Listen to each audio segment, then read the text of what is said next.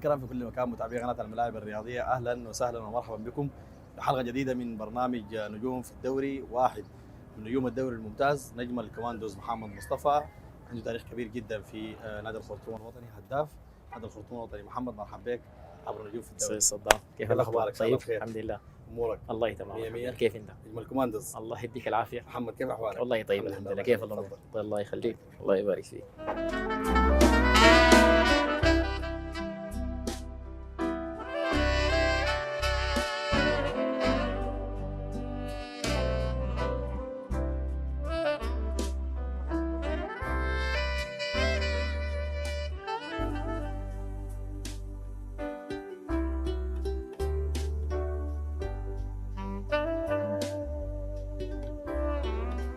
طيب محمد مصطفى، احنا بنعرف لحد هنا بس. محمد مصطفى بعد ذاك كده لورا الحاصل شنو ما عارفين، بدا وين، لعب وين. فجأة كده احنا لقينا محمد مصطفى في نادي الخرطوم الوطني. طيب بسم الله الرحمن الرحيم. محمد مصطفى عبد الله، سكن الكويت. انا زول بديت بدايات متواضعه جدا، يعني يمكن اكون انا واحد من القلائل يمكن الكوره تكون جات في طريقي، يعني انا ما مشيت في طريق صدفه يعني، هم زي ما بتقول. فانا كنت ساكن الكويت، بدرس جامعه زي زول عادي. فلعبت في الروابط بتاعت الناشئين في فريق اسمه الكوكب في رابطه الكويت. 2012 خشيت الجامعه، اول لي سنه في الجامعه. 2013 جاني نادي الكويت بيلعب في درجه ثالثه. فكان في مشكله في البدايه مع الوالده الكريمه، الاستاذه جليله، بحييها من هنا وان شاء الله ربنا يديها الصحه والعافيه. فقالت لي ما في كلام زي ده، لانه الجامعه والنادي ما في كلام زي ده. فبعد تحانيس ويعني عندي اصحابي اتدخلوا كده، وانه النادي قريب من البيت، يعني ممكن يمشي ويجي. في اركويت نمشي ويجي وكده. الوالده وافقت. لعبت سنه في اركويت، الحمد لله ربنا وفقني. مشيت التحرير بحري. تحرير بحري كمان ثانيه تحرير الاولى. التحرير كان في الاولى. التحرير الحمد لله قريب من الجامعه، والحمد لله وفقت. لعبت موسم ونص في التحرير ومشيت الخرطوم الوطني. كدرت في شنطتي والشتات في شنطتي الحمد لله يعني مشت. ربنا وفقني يعني من الناحيه الاكاديميه ومن الناحيه الكرويه يعني. في كرة القدم السودانية وفي الدوري السوداني قليل جدا تلقى لاعب قاري جامعة وحتى بحضر ماجستير. انت من اللعيبة الان اللي عندك مشروع قدامك بحضر الماجستير.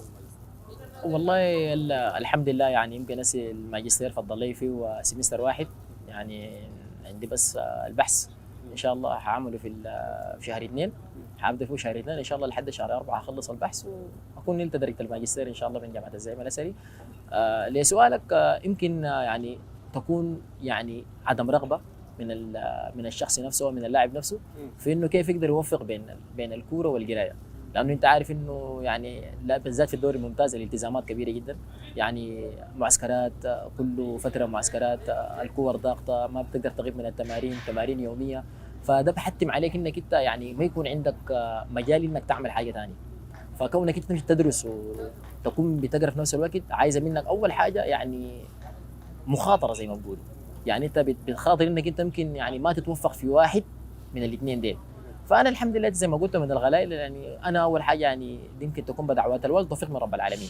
يعني انا يمكن في حاجه غريبه شويه، انه كل ما يكون مثلا عندي امتحانات بيكون الدوري واقف غالبا، يعني لما يكون عندي امتحانات بيكون الدوري واقف، فبقدر اواصل في الامتحانات، بمتحن عادي. ما في اتهام لمحمد مصطفى، في اتهام من يعني في ناس بيقولوا محمد مصطفى لما يكون عنده امتحانات قربت بيقوم بياخذ له كرت احمر، جيب بيه كورتين.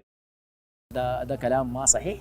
انا حتى الفتره الاخيره هسه، حتى يعني هسه بدايه الدوره دي انا غبت. يمكن الوسط الرياضي يكون عارف المعلومه دي. انا غبت من تقريبا 3 مباريات. لحقت النادي في كره الابيض، كنت غايب اسوي الامتحانات.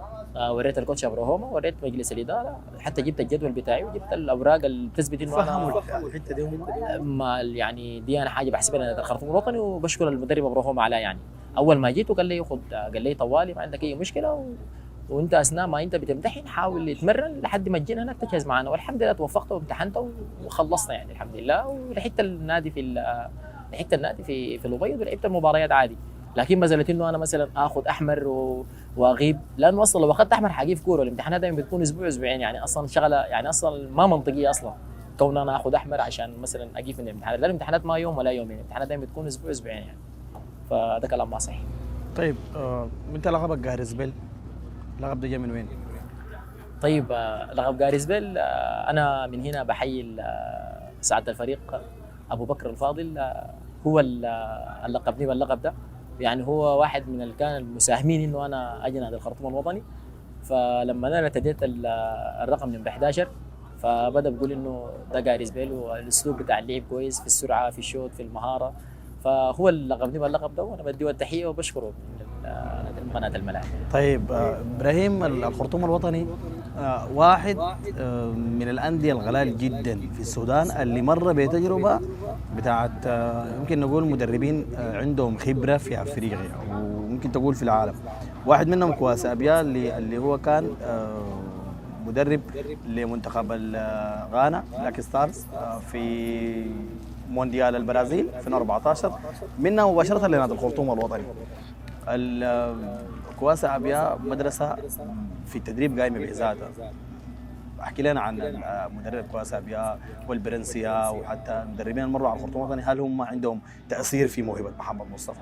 طيب محمد مصطفى جا نادي الخرطوم الوطني عن طريق توصيه من كواسا ابيا. انا الزمن ده كنت بلعب في التحرير وكنت بلعب في المنتخب الوطني للشباب، فكان في مباراه وديه بين المنتخب الوطني ونادي الخرطوم 3 او نادي الخرطوم الوطني في ملعب نادي الاسره. فلعبنا ضدهم، لعبت كوره كويسه جدا اليوم ذاك، اتهزمنا 2-1. لكن يعني اعجب بمستواي الكوتش كواسي ابيا، وكان معاونه برنس قبل ما يمشي ويجي راجع ثاني للنادي. فهم جلبوني للنادي يعني. بعد اجتهدتنا الاداره، انا جيت النادي. كواسي ابيا زي ما قلت يعني قدر يكون فيك حاجات معينه ملموسه الان للناس. طيب انا لما يعني كواسي ابيا انا يمكن المدرب الوحيد اللي ما كنت بلعب معه لكن كان عنده فضل علي. اوريك كيف يعني. كواسي ابيا اول انا ما جيت النادي ما كنت قاعد العب معه، لانه انا جيت بادي اداب. فوراني قال لي انت بتحتفظ بالكوره كثير، بتحتفظ بالكوره كثير، ما خليت العاده دي ما حتقدر تلعب معي.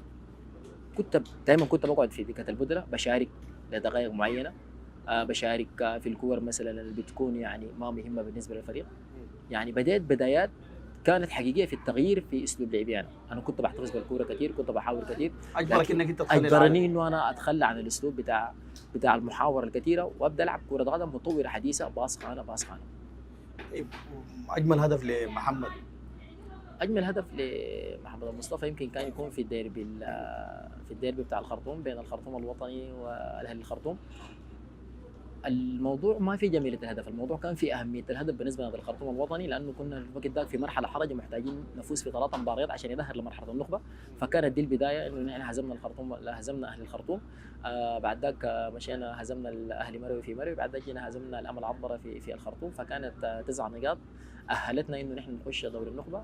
فكان هدف جميل وكان هدف مهم بالنسبه لي وبالنسبه لنادي الخرطوم الوطني. هدف غالي بالنسبه لاحمد مصطفى. بالنسبه لنادي الخرطوم الوطني نطلع نشوف الهدف بتاع محمد في مرمى الاهلي الخرطوم ونعود لكم من جديد. الكرة مرت لمحمد المصطفى، محمد مصطفى ومحاول محمد نذات لمحمد، وهذه خطيرة الخرطوم. محمد مصطفى يحاول التصويب، صوب كرة محمد في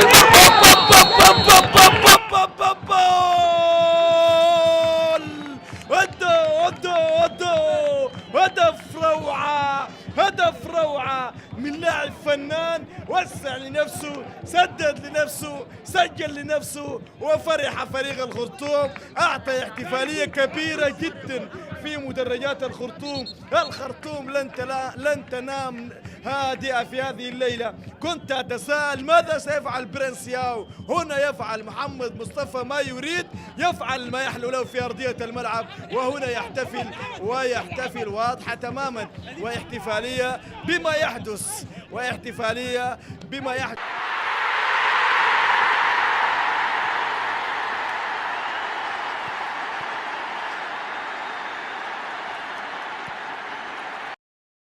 محمد ده من اغلى الاهداف واجمل الاهداف صراحه لمحمد مصطفى، مش لاهميته والله هو جا في وقت والله جا في خصم او ند، لكن لانه الهدف في حد ذاته ما بيحرز الا لاعب كبير. يعني التمويه، التصويب من خارج المنطقه، هدف صعب جدا بالنسبه لاي حارس، ناهيك عن كامين اللي هو حارس كبير طبعا في الاهلي.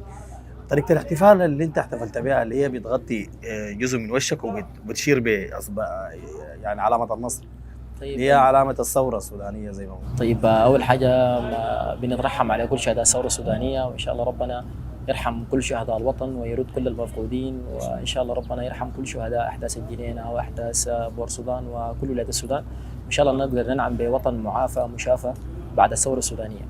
طيب طريقه هدف الهدف اللي هي كانت بدايات انطلاقه الثوره السودانيه، بدايات يعني خروج الناس عن النظام البائد، بدايات رمي البومبان على المتظاهرين، على الكنداكات، على الشفاته زي ما نحن بنقول. دي كانت بداياتنا. فنحن كواجبنا كرياضيين او كابناء الوطن، ده يمكن يكون واجب بسيط اتجاه كل ربوع الوطن المجيد، انه نحن نقدر نآزر او نقدر نوصل صوتنا او نقدر نوصل صورتنا لكل الوطن ولكل المواطنين. نحن كرياضيين نحن معاكم، حتى في المسائل السياسيه نحن معاكم، في كل المسائل اللي بتخص الوطن نحن موجودين.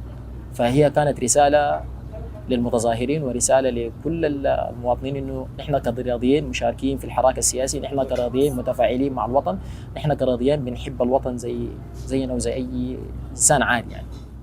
محمد نحن نقوم نتمشى حبة من القعدة زي ما بيقولوا. انتوا لما تكون لاعب مباراة بيقول لك بعد المباراة عملية استرجاع اللياقة البدنية اللي هي تتمشى.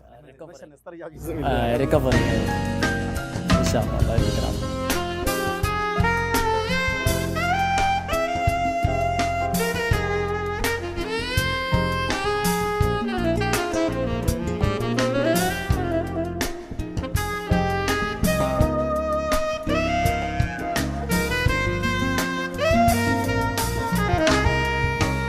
محمد مصطفى زي ما كنا بنتكلم جوا عن اجمل الاهداف. الناس بتقول الكفر والوتر، الكوره والفن. مرات يعني عشان لما تكون في كوره كبيره بقول لك يا اخي دائما في واحدين بيكون بيصلوا، واحد بيضرب الناس بيته مثلا لزول لكوتش قديم هو كان دربه. منو من المدربين ده سؤال قبل ما تغني لي، منو من المدربين اللي كان وقف مع محمد مصطفى وكون شخصيه محمد مصطفى كلاعب يعني في بداياته وقف معاه؟ زول ممكن يقول لك يا محمد انت الليله حتجيب جون، او يا محمد انت الليله انا دايرك تعمل لي كده وانت بتعمل له او بتحقق له الحاجه دي. بعدين شايفك هسه احنا ساعات جايين بتدندن برايعه مصطفى سيد احمد وقدر هواك يجيبني ليك. لملم قلوبنا مولفه. طيب لسؤالك، يمكن كل لعيبه القدم، كره القدم في العالم يمكن يكون في زي عندهم زي عادات بيعملوها قبل اي مباراه. يعني الكلام ده ما مقتصر بس على لعيبه الدوري السوداني واللعيبه السودانيين، بل حتى اللعيبه العالميين كريستيانو رونالدو، ليو ميسي، نيمار، يعني عندهم عادات بيعملوها. محمد مصطفى واحد من الناس يمكن الحمد لله انا محافظ على الصلوات، فدائما مبارياتنا يا كانت يعني قبل العصر يا بعد المغرب. فانا ما عندي عادات قاعد اعملها، انا ما قاعد اضرب لي زول تليفون. لا بنشوفكم بتيجي لابسين سماعات وانتم نازلين من الحافله او من العربيه تسمعوا في غنى. ممكن بتسمع، في ناس بتسمع اغاني، في ناس بتسمع قران، في ناس بتسمع انشاد، يعني العادات بتختلف من زول لزول. محمد مصطفى يعني انا يمكن قبل يعني الصباح يوم الكوره الصباح بتصل على الوالده بطلب منها انها تدعي لي انه ربنا يوفقني. لكن قبل الكوره بصلي الصلاه العاديه، اذا كانت صلاه العصر بخش الملعب، اذا كانت صلاه المغرب بخش الملعب، وبكون مركز يعني على اساس انه انا يعني اقدم افضل ما عندي. ومشيت معاك كل الخطاوي الممكنه. كنت بتدندن هسه احنا جايين انا دارك تغني لي، انا اطلعك من جوا الكوره دي كده حبه وتقوم تغني لي، لانه او اي اغنيه بتحبها حتى لو كانت ما لسه كنت بتدندن بها دي. والله يا اخي طيب انت ما تبدا وانا اشيل معك. انا ما بعرف اغني اصلا، لكن انا شايفك لما جايين بتغني ما هي نفس الاغنيه، انت دندينا وانا باتم معك. كفر وتر دي كفر وتر.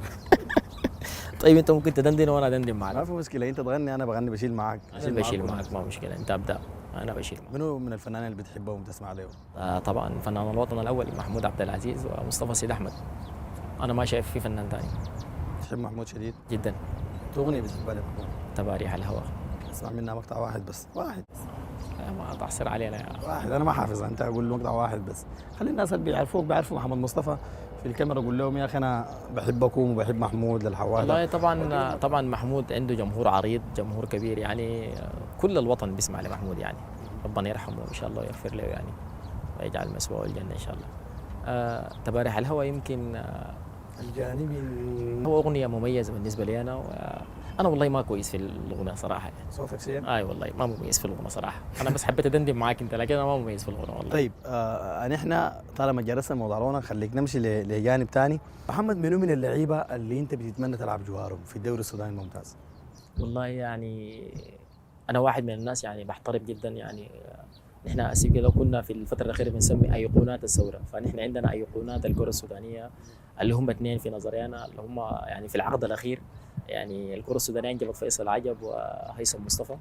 فانا كنت بتمنى انه انا يعني يقدر يلحق بي الزمن ان أنا العب بجوارهم، او هم يعني يتاخروا في اللعب لحد انا ما اصل والعب معهم، لكن للاسف يعني هم بطلوا الكوره، فانا كنت اتمنى انه انا العب بجوار هيثم مصطفى او فيصل عجب. انت الان بتلعب بجوار عزام ودومينيك ابوي ووجد عوض، وشغال مع الخرطوم الوطني ما شاء الله شغل كبير جدا. لو لحقت زمن هيثم وفيصل عجب كان حتكون عباره عن مكنه بتاعت اهداف بتطلع اهداف بس. طيب محمد، برضو يعني في نجوم برضو في الدوري السوداني الممتاز يعني كان لهم تاثير على محمد مصطفى، سواء كان في نادي الخرطوم او اي نادي غيره. منو من الناس اللي كان بينصحك يا محمد انت كده عمل كده؟ من الناس اللي نصحتني انا يمكن بتذكر موقف وحيد، يعني الكابتن بتاعنا محمد حسن الطيب لوكا، محمد حسن الطيب. بتذكر انه انا اول يوم جيت نادي الخرطوم الوطني، اول لي تمرين مع نادي الخرطوم الوطني، انا جيت طالع من غرفه الملابس، لقيت اللعيبه ما بعرفهم طبعا انا الوقت داك، لقيتهم قاعدين كده مع بعض بيتونسوا، فانا مشيت قعدت فوق ليهم، ما قعدت معهم، قعدت فوق ليهم. فمحمد حسن الطيب اول ما جاء داخل قال لي يا كابتن تعال، يعني جاء قعدني مع الناس ودخلني في الونسه وبقيت اتونس، وبعد ذاك بيجي ينصحني يعني انت خذ وقتك، انت زول لعاب، انت زول لوكا لاعب كبير على فكره. لوكا لاعب كبير، لاعب مهذب، لاعب خلوق، وانا من هنا بحييه وان شاء الله. محمد، انت عارف لوكا ده اللاعب الوحيد ما ساهم الخرطوم الوطني في قروش لحد يوم الليله. لوكا بيجدد عقده بدون اي مفاوضات، جدد عقده بياخذ الشيء يعني البرو يعني اللي بيشوفوه الناس الاداره مناسب له، مش اللي بيشوفوه مناسب لشخصه. فانا بحيي كابتن لوكا من هنا، وهو كان واحد من الكباتن اللي ساعدوني جدا انه انا اثبت والعب اساسي في نادي الخرطوم الوطني. انت ليه بتحتفل مكشر لما تجيب جون؟ انت ما حصل يوم جبت لك جون كنت بتحتفل وبتضحك؟ يعني دائما بتحتفل يا بتكون جايط مع لاعب من لعيبتك، يا بتكون يعني ما حصل يوم احتفلت وجيت تضحك والله. طيب هي في مباريات، يعني هي في مباريات يعني مثلا، يعني هي حسب المباراه، يعني احنا مثلا دائما بنكون مثلا لاعبين مع احترامي لكل الفرق السودانيه، لكن دائما بنكون مثلا الخرطوم الوطني لاعب مع فريق يعني اقل مننا في المستوى مع احترامي لهم كلهم يعني، فلما نحرز هدف بنكون مركزين انه نحن يعني دائما بقول لك الفرح الزايد بيبقى ذاك التركيز، والحزن الزايد بيبقى ذاك التركيز، يعني احنا دائما يعني واحد من الناس بخلي يعني معدل احتفاله يكون متوسط عشان ما تفقد تركيزك يعني دائما، يعني انت لما تزعل لو مثلا احرزوا فيك هدف، لو زعلت شديد بتفقد التركيز انك ممكن ما تقدر تعدل النتيجه، ولو احرزت هدف ممكن تفرح شديد، ممكن تفقد التركيز انك تستقبل هدف. فدائما انا بحاول اتكلم مع لعيبتنا انه لو جبنا جون مثلا شنو بنجي يعني بنصاحب بعض يا اخواننا، الناس تركز يا اخواننا، او مثلا نزيد يا اخواننا، يعني يا اخواننا مثلا نقفل على كده، يعني همك بيكون فيما بعد فيما بعد الهدف، يعني الهدف ده ما نحن حرزناه والحمد لله انتهى، لكن فيما بعد الهدف. طيب للقهوه طقوس ومزاج، انا ما اعرف مزاجك شنو مع القهوه؟ انا زول بحب القهوه جدا طبعا. طيب القهوه جدا عليك الله.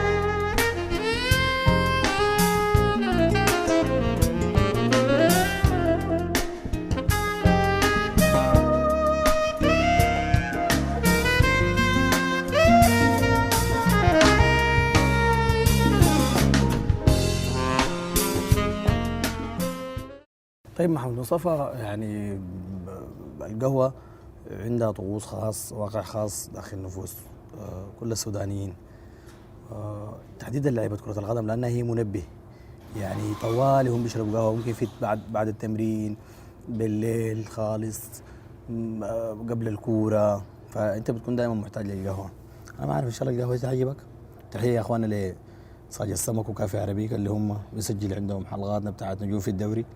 محمد واحد من نجوم الدوري الممتاز وبيتحب القهوة.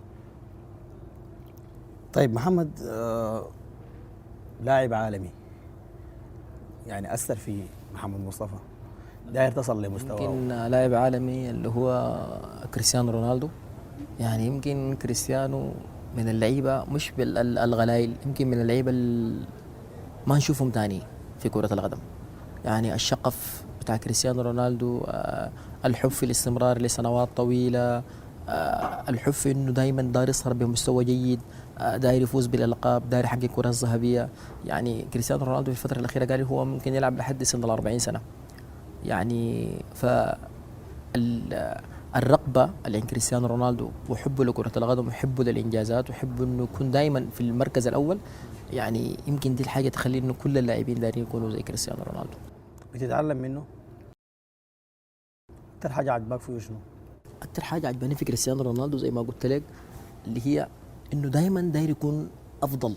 بحب الإنجازات. بحب الانجازات دائما، يعني دائما في كل كوره يعني بيشوفوا يعني ما زي باقي اللعيبه، انه في لعيبه في سنه يعني بيشوفهم حتى اثناء المباراه يعني بيكون واحد واقف كده ما عايز لا كريستيانو رونالدو يعني لما انت تشوفه في الكوره لو انت بتعرفه بتقول انه ده ود يا داب بادي داير يثبت نفسه. يعني يمشي يمين يمشي شمال يحكسب كور، يزعل يتضايق لما ما يلعب له باص يشوت. يعني الرغبه والكاريزما لين كريستيانو رونالدو يعني دي يعني انا حابب انه تكون شخصيه تكون بتاعت محمد مصطفى كلاعب كره قدم. أنت كان مفترض تكون لاعب الآن برا السودان مع فريق كنغولي، أو التجربة الاحترافية اللي كانت اللي كان مفترض محمد مصطفى يخوضها، الحصل شنو؟ طيب اللي هو كان تيم موتيمبا بيمبي من الكونغو الديمقراطية في العاصمة كينشاسا. الخرطوم الوطني لعب مباراتين، واحدة في الخرطوم واحدة في كينشاسا. طيب. تمكنا قدرنا ان نهزمهم هناك يعني فالمدرب اسحاق نايك انا بحييه من هنا، فاعجب بمستواي وطلب ضم اسحاق نايك وطلب من الاداره انه عنده رغبه في انضمام اللاعب محمد المصطفى لفريق موتيمبا بيمبي. وفعلا النادي رسل خطاب رسمي لنادي الخرطوم الوطني، لكن اعتقد انه يعني في تفاصيل انا ما قدرت اتحصل عليها وفي تفاصيل انا ما قدرت اعرفها من الناديين. ف يعني انا ما بقدر اقول لك انه بالضبط كان العائق كان شنو انه محمد مصطفى ما ينتقل لنادي موتيمبا. انت كنت متحمس للتجربه؟ انا كنت متحمس للتجربه جدا وكنت راغب، حتى ابلغت النادي انه انا عندي الرغبه في انه انا امشي احترف برا السودان، لكن في تفاصيل او في جزئيات حصلت محمد مصطفى ما عنده علم بها، فما بقدر اقول لك انه السبب بالضبط كان شنو. جميل. جمهور في الدوري الممتاز ممكن تحس انك انت ده الجمهور اللي ممكن تلعب عشانه، او جمهور ادهشك في الدوري الممتاز؟ طيب يعني دي ما يمكن تكون جمهور الامل العضبره بلا منازع. يعني انا لفيت لعبت في معظم الولايات السودان، بنلقى في جماهير كويسه، مثلا بنلقى في جماهير في الفاشي، بنلقى في جماهير بتاعت هلال المريخ بتجي تحضر مباريات، في جماهير في الابيض، لكن في جماهير في مروي، لكن دائما جمهور الامل العضبره هو جمهور مميز، يعني جمهور دائما عنده حب للعبه، جمهور بيحضر من اوقات مبكره جدا. فاعتقد ان جمهور الامل العضبره يستاهل انه ياخذ جائزه الجمهور المثالي والجمهور الافضل للدوري الممتاز. تحيه لجمهور الامل وتحيه لجمهور الكره السودانيه عموما. كم لاعب يعني انا كل ما يعني في البرنامج بتاع نجوم في الدوري كم لاعب اتفقوا انه جمهور الامل هو الجمهور المميز، الحماس اللي بيدي للاعبتهم. بالتوفيق ان شاء الله لكل الانديه. طيب محمد، ونحن في خواتيم حلقتنا معك انا داير اسالك من شخصيات معينه تديني رايك فيها. بدر الدين قلق. بدر الدين قلق لاعب خلوق جدا. بدر الدين قلق مثال للاعب الطموح. بدر الدين قلق مثال للاعب اللي عنده الرغبة في الاستمرار. بدر الدين قلق مثال للاعب المجتهد داخل الميدان، مثال للاعب القائد. يعني يمكن هو من اللعيبة القلائل الآن المواصلين في مسيرتهم الكروية رغم عمره يعني، لكن ما زال عطاؤه كبير جوا الميدان، ما زالت توجيهاته مؤثرة لبعض اللاعبين. بدر الدين قلق شخصية كروية سودانية عظيمة، وإن شاء الله نتمنى له التوفيق، وإن شاء الله يقدر يواصل سنة سنتين ثلاثة في الدوري الممتاز. خالد هيدان واحد من المدربين اللي اتمكنوا انه يرجعوا نادي الخرطوم الوطني بعد 4-5 سنة للبطولات الافريقية. خالد هيدان لأول مرة نادي الخرطوم الوطني تحت إدارته أو تحت إشرافه الفني يقدر يتخطى المرحلة الأولى من البطولة الكونفدرالية، ودي حاجات تاريخية تحسب له يعني كاسم في النادي. خالد هيدان يتمكن من انه يحقق قريب ال 4-5 انتصارات من النخبة الفاتت مع تعادل وهزيمة. يعني خالد هيدان شخصية، خالد هيدان مدرب ذو تكتيك عالي جدا، عنده خطط، يعني دائما بيعرف بدير المباريات. يعني يمكن واحدة من أشهر المباريات لي أنا أو من أهم المباريات أو أفضل مباراة لي اللي هي لعبناها في كينشاسا ضد موتيمبا بيمبي الكونغولي، قدرنا نتفوق 2-1 وخذلتنا ركلات ترجيح. خالد تدام في المباراة ديك لعبنا بمستوى تكتيكي عالي جدا. هو طبعا يحسب للعيبة انضباطهم التكتيكي، لكن يحسب للمدرب أول إنه بيضع الخطة المناسبة بتتماشى مع المباريات. فخالد هيدان هو كان يعني بيطبق الحاجة دي، يعني كان أي مباراة عنده له خطة، أي مباراة عنده له عناصر. فخالد هيدان مدرب متميز جدا. أنا واحد من الناس تمنيت إنه يواصل في نادي الخرطوم الوطني، لكن هي سنة الحياة وما في زول باقي في نادي، يعني كلنا بنمشي وبيجوا غيرنا. يعني أمير أبو الجاز. أمير أبو الجاز يعني أول حاجة أمير أبو الجاز شخصية يعني ود النادي زي ما بيقولوا. أمير أبو الجاز زول ود النادي، زول بيحب النادي جدا، مدرب غدير. يعني قبل ما يكون مدرب غدير هو لاعب كبير. يعني أمير أبو الجاز يعني اسمه سابق له. يعني أمير أبو الجاز لاعب كبير جدا في الكرة السودانية، كان مدرب لنا لفترة مؤقتة، استفدنا منه كثير وحققنا معه انتصارات. يعني أنا بتذكر أول كورة لنا كانت في الفاشر، أول له كورة كان قدرنا إنه ننتصر 4-0 يعني تحت إدارته. يعني أنت هتواصل مع الخرطوم ولا ماشي نادي تاني؟ عندك الرغبة في إنك تمشي نادي آخر؟ طيب بتسمع يعني أنت وكل المتابعين إنه في جدل الآن في الشارع الرياضي إنه محمد مصطفى حيستمر، حيمشي القمة. أنا كلاعب أنا ملزم بعقد مع النادي لحد شهر 5 الجاي، فأنا الأمور ما في يدي. أنا عندي الرغبة، يعني أنا عندي الرغبة الآن إنه أنا أمشي يعني مكان أفضل من نادي الخرطوم الوطني، إنه أنا أمشي القمة، إنه أنا أمشي ألعب برا. لكن الأمر بيرجع لإدارة نادي الخرطوم الوطني في إنه أنا هل حنتقل أو لا. إن شاء الله بالتوفيق. فالأمر بيد النادي، اللهم آمين. إن شاء الله. محمد أنا شاكر لك جدا. الله يديك. أنت واحد من نجوم الدوري، والليلة كنت حضور معي في نجوم في الدوري. إن شاء الله تكون دائما نجم في الدوري الممتاز، وتنتقل بعد ذلك للعالمية، تنشر إبداعك برا وتجي تنشر سحرك الحلال في الملاعب السودانية. شكرا لك جدا محمد مصطفى. الله يديك العافية، وشكرا لك صدام، وشكرا لكل فريق العمل العاملين بقناة الملاعب الرياضية، وشكرا لتعبكم معنا الليلة.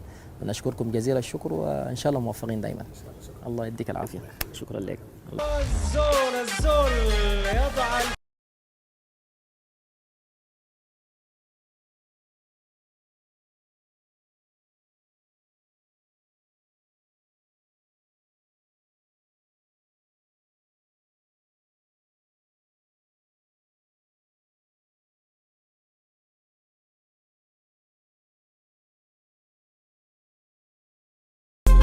يبحث عن تمريره، يلعب كوره لمصلحه محمد مصطفى. محمد مصطفى يلعب كوره عكسيه مرفوعه ومرت تحولت لجوناس سلمون. هذه خطيره، هذه خطيره. الخرطوم ملعوب الكوره، والكوره مرت، وهدف لمصلحه فريق الخرطوم الوطني.